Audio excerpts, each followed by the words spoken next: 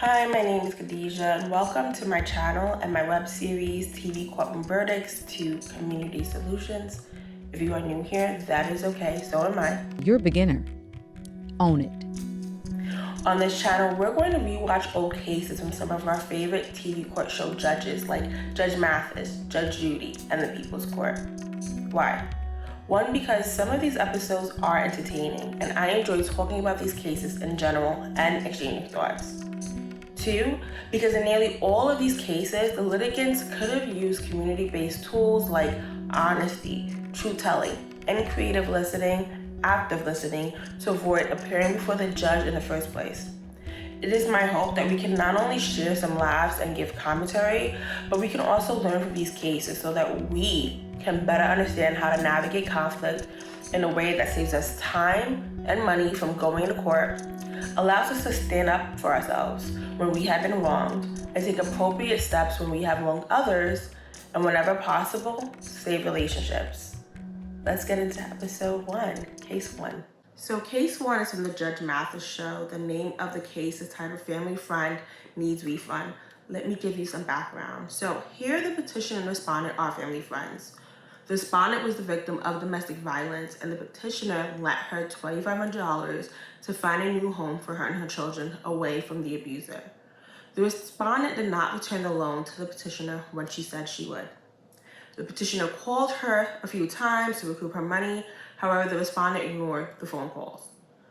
The petitioner eventually went to the respondent's job to talk to her, and an argument broke out. The situation was left unresolved. The respondent's defense to not paying the petitioner back was that she had an attitude, and because of the petitioner's attitude, she no longer deserved repayment. At the end of the episode, Judge Mathis warned the petitioner that showing up to the respondent's workplace was a form of harassment, and that she should refrain from doing that in the future. Judge Mathis eventually ruled in the petitioner's favor and stated that the respondent had no real defense. The petitioner received more money in the judgment for damages that the respondent caused at the petitioner's home after the petitioner appeared at the respondent's job. While the Judge Mathis, ruled in favor for the petitioner, the ruling on whether the petitioner and the respondent would continue their family friendship remained unknown until the two walked into the hallway for commentary. I'll show you what that looked like at the end of this episode. As an attorney and a community mediator, it is important that we understand the impact of a conflict in question before any interference, mediation, or resolution can take place. What do I mean by that? I mean, what is at risk if this conflict is not resolved? In this case, their relationship to one another is at risk, as well as their relationships to others. Unresolved conflict can leave either or both parties feeling angry, bitter, and untrusting of people in general, even when they haven't actually done anything wrong. Now, after examining the impact of any conflict, I generally like to examine the needs and interests of the parties involved. For the petitioner, it is clear that she wants to be paid back, and she wanted communication about repayment from the respondent. Her interest in this matter is the $2,500 she loaned. Now, for the respondent, her needs, her interests weren't verbally stated, but I was able to piece it together. The respondent needed more time to pay the loan. She also needed evidence or insurance that the petitioner wasn't mad at her or looked down on her for her inability to repay the loan. Her interest in this matter was preserving her and her feelings. My thoughts about this case coincides with the Judge Mathis's verdict. The respondent owed the petitioner $2,500 plus more money for damages she had done to her home. However, I feel like if the respondent was honest and forthcoming from the get-go, it may have prevented the parties from coming before Judge Mathis in the first place. The respondent should have communicated her inability to repay the loan in the time frame she agreed to with the petitioner. I understand that it may feel uncomfortable to admit our shortcomings, but when we are more honest in the present, we are less likely to experience conflict later. Before or when the agreement was made, respondent stated that she would be able to pay back the loan when she received her taxes. Now, if you watch the Judge Mathis show, then you know he believes that anyone who says they will repay with their refund will in fact not repay you with their refund.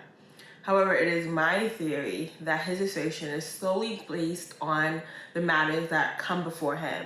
And if the parties are coming before him, it is because someone failed to do what they said they would do. However, Judge Mathis doesn't know how many times the opposite has taken place, because people who say they're going to pay a loan with their refund and actually pay the loan with their refund when they say they would have no reason to appear before him.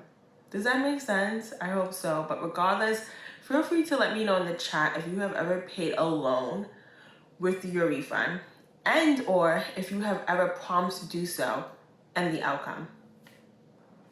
All right, back to the case.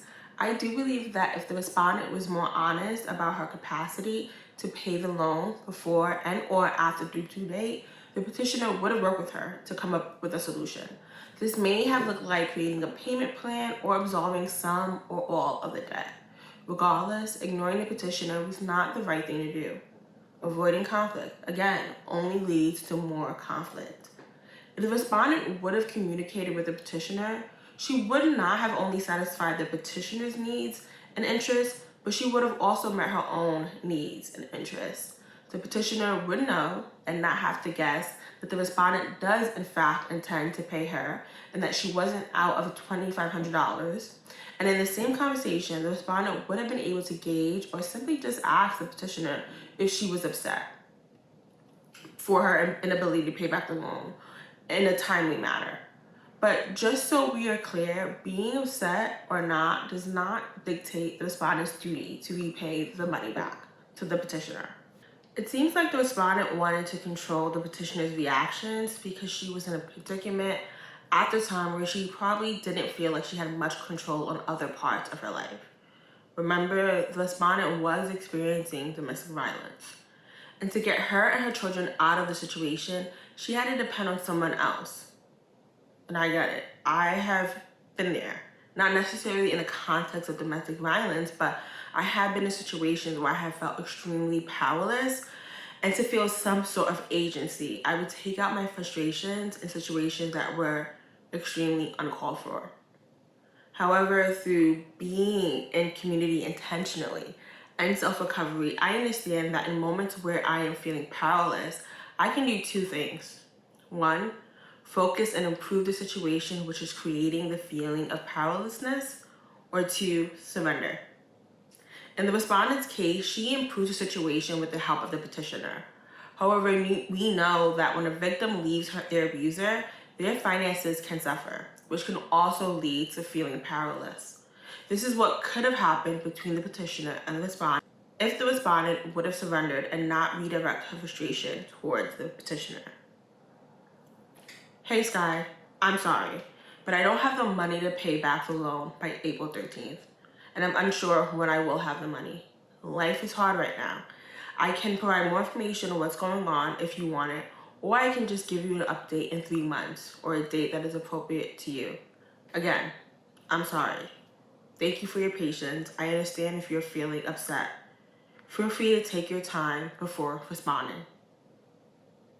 And to take it a bit further, people in community, in relationships, you and I, platonic, business, romantic, or otherwise, need to understand that no one is perfect or absolved from causing harm or making mistakes, intentionally or unintentionally. And we don't get to control how others navigate the harm and mistakes we make. But we're going to make them, and when we do, we have to be ready to learn where we got it wrong, apologize, and make amends. Before we end this episode and see if this court case is the end of the relationship between the family, friends, the petitioner, respondent, I'm going to leave you with a quote from the Dr. Maya Angelou. The most boring and the most dangerous people are those self-righteous, who would have you believe that they have no skeletons in their closets. In fact, they have no closets. They're full of baloney.